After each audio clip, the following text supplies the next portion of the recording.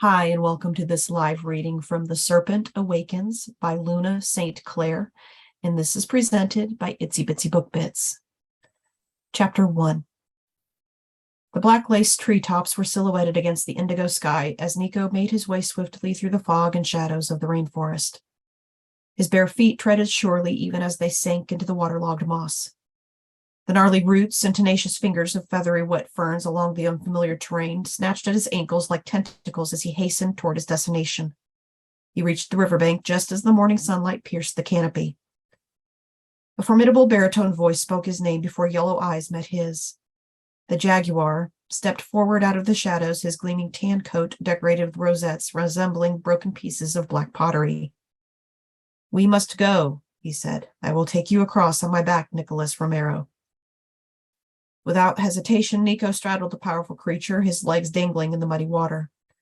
Upon reaching the opposite shore, he heard the mournful song of a wooden flute summoning him. "That is no flute you hear, it is the call of the Tinamu," the jaguar said. "But I don't understand." "It is time. There is nothing for you here now." Just then, a distinct metronomic signal invaded his senses. Determined to find its source, he ran. His pulse beat loudly in his ears as he pushed through the thick vegetation covering the jungle floor. Lost and stumbling, his foot caught on a root, and he cried out as he tumbled forward in the mud, his arms splayed out in front of him. He woke with a jolt. His heart pounded fast and hard in his chest. The monitor next to his bed played an unnerving soundtrack of steady beeps. Maya was scrunched in a recliner by the window. She wore a rumpled, oversized t-shirt dotted with visible food stains. Her dark hair hung loose below her shoulders and needed brushing. She had been sleeping in that chair for 2 weeks, ever since he'd been moved to a private room. Slowly, she uncoiled her body and looked over at him. He was impervious to the television blaring an old episode of Jeopardy! It had been his habit to fall asleep with it on, the background noise a source of comfort to him. "Were you having a bad dream again?" she asked. It wasn't the first time she'd heard a muffled cry while he slept. Even awake, scenes of that night replayed for her as well. The visions play out, repeating the terrifying event. She is in the shower when she hears gunshots. She runs wet and naked from the bathroom to find Nico bleeding on the studio floor. She watches as they load him into the ambulance, not knowing if he is alive. At the hospital, she waits while they remove the bullet lodged near his heart. If she had not been there to call 911, he most certainly would have died. She stood and stretched her arms over her head. Her hair was damp from sleep, and she gathered it into a high ponytail resembling an ink-brushed exclamation mark. She noticed the anxiety in his eyes. "It was a stupid dream. I was running and fell." He kept his eyes on the television, managing to avoid looking at her. "Was the jaguar there again?" she asked. He had been having disturbing dreams, but this one often recurred. The jaguar's ability to see into the dark parts of the human heart and their prescience frightened Nico. Yes, it was the same message. She detected he was annoyed. "I'm thirsty." He still hadn't looked at her. She checked her phone. It was already 6 and his breakfast would arrive soon. The passage of time in the hospital was measured only by the delivery of meals. Taking the blue plastic pitcher from the tray table, she went down the hall to the ice machine. The nurse at the desk looked up and smiled as she walked by. Maya smiled back and greeted her by name. She admired the courage of these nurses. As a stunt person, she was trained to endure grueling days shooting a film, but she knew she couldn't withstand long days filled with sickness and the smell of death. When she returned, she saw he had fallen back asleep. She set the pitcher down and stood next to his bed. The mylar balloons sent by his adoring yoga students had become partially deflated, and get-well cards decorated the bedside table. Even with the unfavorable aspect cast by the room's fluorescent lighting, she noticed the warmth of his olive complexion was slowly returning. His dark hair lay across the plain white pillowcase in curlicues resembling the mythological Medusa. His breathing was relaxed and measured. For now, he appeared peaceful. For as long as she'd known him, he'd had deeply etched lines scrawled across his brow, but now at 41, they gave him a wearied look. It was hard to believe they were the same age, she thought. She remembered when they met. It was more than 9 years ago, she thought. She'd stood in the back row of his yoga class. After class, she approached him, her sleek body poised and alert like a cat. He'd invited her for tea in his living quarters in the back of the studio. She'd been reticent at first, but as they talked, she slowly unfolded like the petals of the morning glory at dawn. Eventually, she revealed her reason for needing his help. There had been a fire on the set of her last film that left her traumatized. Her doctor said it was post-traumatic stress disorder. Fear and hesitancy had impaired her performance. She'd read about Kundalini and its power to clear obstacles. Nico promised he would help her overcome her fear. Back then, his eyes gleamed with boyish mischief. He made promises of marriage and children, but as the years passed and his volatility and drug use escalated, she stopped asking when. Now he was fragile and broken, and his deep-seated agitation was intensified after his near-death experience. The nightmarish dreams he described were rife with obstacles, and he was always searching. The Jaguar had been explicit. It was time to leave. Maya reminded herself that dreams were messengers offering insight. She may not have lost him to death, but nevertheless she understood he would leave. The thought of losing him devastated her, but it had become ever more harrowing to be with him. Her mouth was as dry as if she had eaten sand, and the pit in her stomach reminded her she was hungry. She had to call her boss. He needed her to come back to work, but when she told Nico, he had gotten angry. If she hurried, she could get back before his breakfast arrived. She slipped quickly from the room to get herself something to eat from the cafeteria. When she returned, Nico was sitting up in bed eating. The tray table was pulled over his lap, and the volume on the television was louder than when she'd left. His eyes were fixated on a boxing match. "Where were you?" he asked. Without averting his gaze from the screen, he shoveled a forkful of scrambled eggs into his mouth. "I went to the cafeteria. I was only gone a few minutes," said Maya defensively, noticing his scowl. He didn't answer. His eyes were still fixed on the television, the ambient noise of it soothing his anxiety. Since the incident, he had to have it on. When Nico asked her if she thought Elodie might have shot him, she was afraid to answer truthfully. She certainly thought it possible, even probable. He was obsessed with Elodie.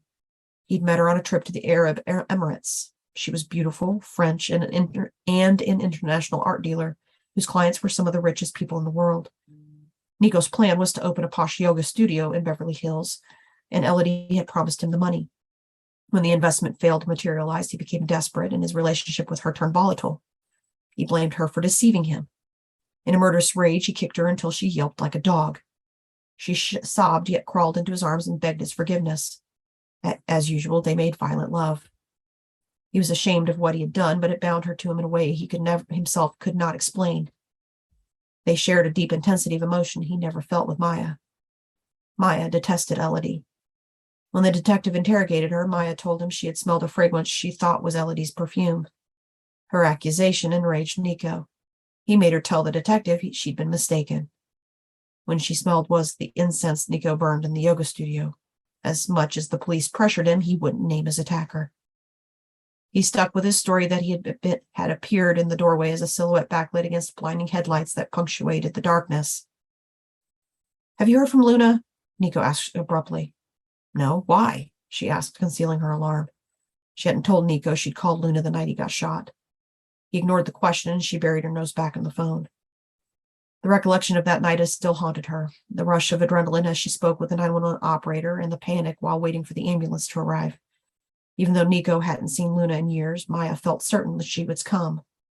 Luna had been the only one she'd been able to confide in about Nico.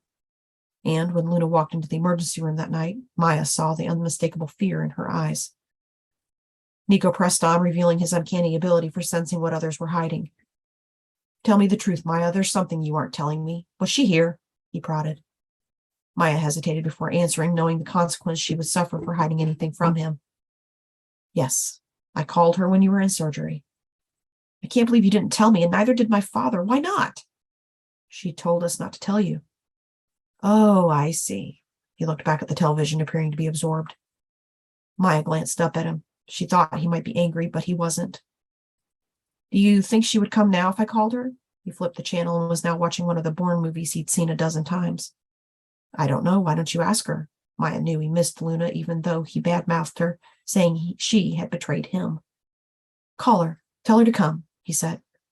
"She might come if you call her yourself." Not wishing to draw his ire, she tempered her statement with, "She never stopped caring about you." Nico turned to face her full on. He appeared to be glaring at her, but there was something thoughtful behind his smoky green eyes. The yellow flecks coruscated, and for a moment Maya thought she had provoked him. Instead, he mumbled, "I'm not so sure." After he watched a few more minutes of Matt Damon leaping across rooftops, she saw him typing on his phone and suspected he was writing to Luna. No one could be more curious whether she would reply than Maya. Luna poured freshly brewed coffee into a mug and opened the book review section of the paper. She had the app on her phone, but there was something special about reading the physical paper. The smell of the ink and the sound of the pages turning had a soothing effect on her senses. Hearing a ping from her phone, she smiled inwardly. Tyler usually texted her within minutes of leaving the house. Reaching for the phone, she thought to remind him to pick up milk on his way home. It took a second for her to register she had a text from Nico. She already regretted having gone to the hospital, afraid he would find out and contact her. Cursing the flurry of butterflies in her stomach, she acknowledged it had been foolish to assume Maya would keep her visit a secret from him. Seeing the letters forming his name triggered her memory. His eyes, when they flared with rage, his body curled in a fetal position, suffering inconsolably from feelings of loss. The terror she felt when he had threatened her for coming between him and Elodie. Still, she could not dismiss the feeling there would always be a connection between them, one that transcended time. She had gone to the hospital that fateful night without considering how seeing Nico might affect her. The pole, like a bungee cord, had been too strong to ignore. They'd held vigil, sitting for hours in hard plastic chairs, drinking bitter coffee in the glaring light of the waiting room. Nico's father and his wife Claudia had been there. Luna had met Roberto several times and found him charming. He had a big personality and loved life. After Nico's mother died, he married Claudia, who'd he met in New York. She was a longtime ranch owner from California. When Roberto sold his last restaurant, they moved to her ranch in the hills outside of Los Angeles. Claudia had a keen intelligence that showed on her face. However, Nico had a contentious relationship with her. He said she didn't like having him around. Luna suspected it was because Nico fought with his father, which upset Claudia. They'd been sitting in the waiting room for some time when Roberto said he'd predicted Nico's disposition would get him killed someday. At first, she was appalled. There was an awkward silence and then laughter. There was no denying it was true, only Roberto, with his weird sense of humor, could make a joke of it. Luna noticed that even Maya cracked a smile. Seeing him as he lay unconscious in the recovery room, tubes protruding from his body and his skin pale, she pitied him, despite how badly he treated her. She left soon after and hoped he would never know she had been there. Decades ago, when she was in college, Luna remembered studying the political philosopher Machiavelli, but never imagined she would one day know someone as unscrupulous, who employed such ruthless, self-serving cunning to get ahead. Nico manipulated her, and she had been under his thrall for years. In hindsight, she should have recognized Nico's dread of being alone, the desperate need for stimulants, his cravings for women and sexual compulsions. Even his obsession with celebrity was rooted in his feeling of worthlessness. Whether it was free will or fate, her encounter with him provoked a storm that shattered her sense of identity and self-worth. The storm hadn't blown in from the outside. She was the storm. Its turbulence forced her to confront the darkness, uncovering her secrets and her pain. When she finally severed the bond with him, it was as if a veil lifted from her eyes. As she stood now in the dappled light of her kitchen, reading the cryptic text on the small screen of her phone, she tried to understand why, after all this time had passed, he wanted to see her. Had his near-death experience changed him? Would he apologize for the hurt he'd inflicted upon her? Maybe, as part of his recovery, he would make amends. Taking her phone with her into the bedroom, she sat in her reading chair next to the bed.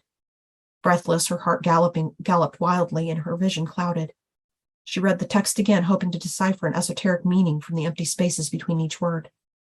"I'm getting out of the hospital tomorrow. I need to see you. It's important." Suspended in the moment of decision, she squeezed her eyes shut, struggling to quell the fear and irrational panic that stirred again. She had put him behind her, certain she had overpainted that canvas. But the past was still too near. Like a pentimento, she thought, where the vestiges of earlier forms were ominously plain. She had paid dearly for her freedom, yet there was something unfinished. As if they found independence, her fingers flew across the keys. "Where should I meet you?"